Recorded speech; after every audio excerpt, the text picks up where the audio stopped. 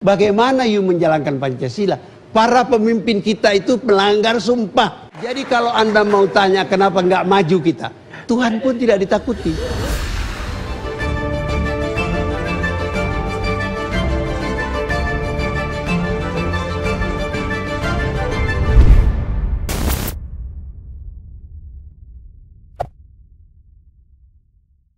Waktu Gestapo atau menjelang Gestapo, ada 3 kekuatan politik di Indonesia. Bung Karno himself, powerful, PKI, dan tentara. Lah setelah terjadi Gestapo, PKI tersingkirkan.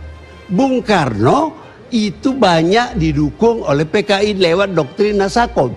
Maka terjadilah proses yang akibatnya Bung Karno tersingkir. Dan yang tinggal di panggung politik itulah kekuatan tentara. Pak Harto itu selain Panglima Angkatan Darat, juga ketua partai tentara. Ketua partai tentara pertama namanya Jenderal Sudirman, tapi belum terorganisasi. Ketua partai tentara kedua itu namanya Nasution. Yang ketiga namanya Yani. Yang keempat namanya Soeharto, bertahan 30 tahun. Tidak ada kongres partai tentara yang mengganti ketua. Pak Harto bertahan sampai dilengserkan. Jadi sebenarnya bukan kudeta merangkak. Ya kita bisa beda pendapat. Sebab itu power struggle. Itu adalah akibat Bung Karno menciptakan dua fungsi. Ini saja banyak orang nggak mengerti. Kalau saya menanya mahasiswa saya mengajar di Unhan, Sesko TNI dan Sekolah Tinggi Ilmu Kepolisian. Kalau saya tanya, siapa yang menciptakan dua fungsi? Pak Nas, salah. Pak Nas itu jalan tengah, tidak memberi peranan politik kepada tentara. Yang memberi peranan politik kepada tentara, melegalkan peranan politik kepada tentara, itu Bung Karno dengan menjadikan tentara salah satu kekuatan Golkar. Di situ tentara menjadi kekuatan politik legal. Terakhirnya di kemudian hari, tentara yang dijadikan kekuatan politik legal ini kemudian berhadapan dengan Bung Karno, dan setelah Gestapo Bung Karno kalah dan tersingkir. Itu kira-kira. Itu soal tafsiran. Tentu saja Anda boleh membuat tafsiran lain. Seperti juga film mengenai besar. Ya harus ditafsirkan kembali, begitu. Ya pokoknya tafsiran lah. Nah, sekarang saya mau katakan hal yang sudah dikatakan tadi. Komunisme itu sudah bangkrut. Ajaran Marx komunisme itu bangkrut. Tapi jasanya besar, jangan lupa. Anda tahu nggak, yang dibayangkan Marx pertama kali akan menjadi negeri komunis, itu Amerika Serikat. Ironis kan?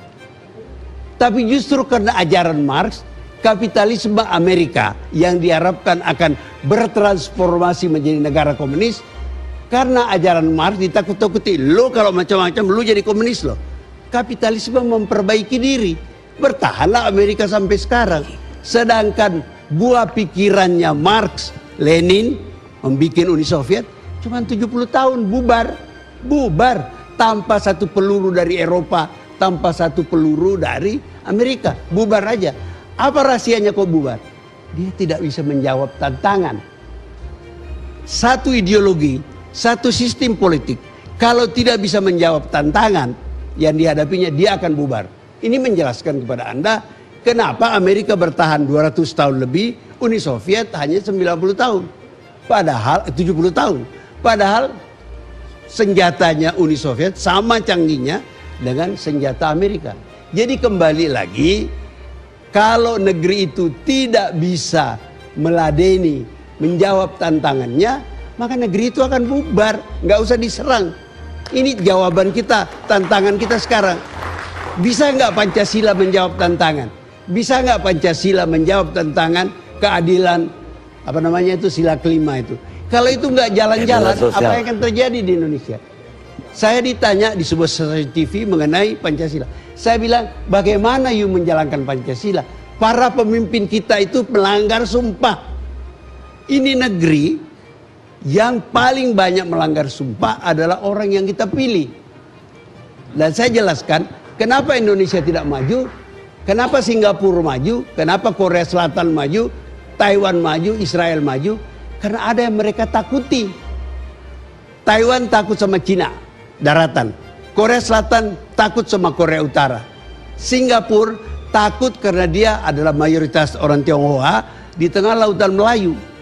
Israel takut dia berada di tengah lautan Arab. Kalau dia nggak hebat, dia dikeremus.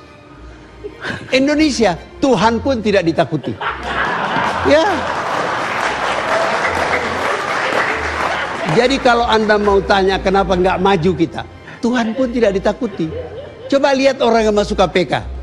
Semua berdari sumpah di bawah kitab suci atau berpegang pada Bible. Sudah itu dia langgar, nah dia tidak takut sama Tuhan. Satu bangsa yang tidak ada yang ditakuti tidak akan maju. Itu kira-kira. Assalamualaikum.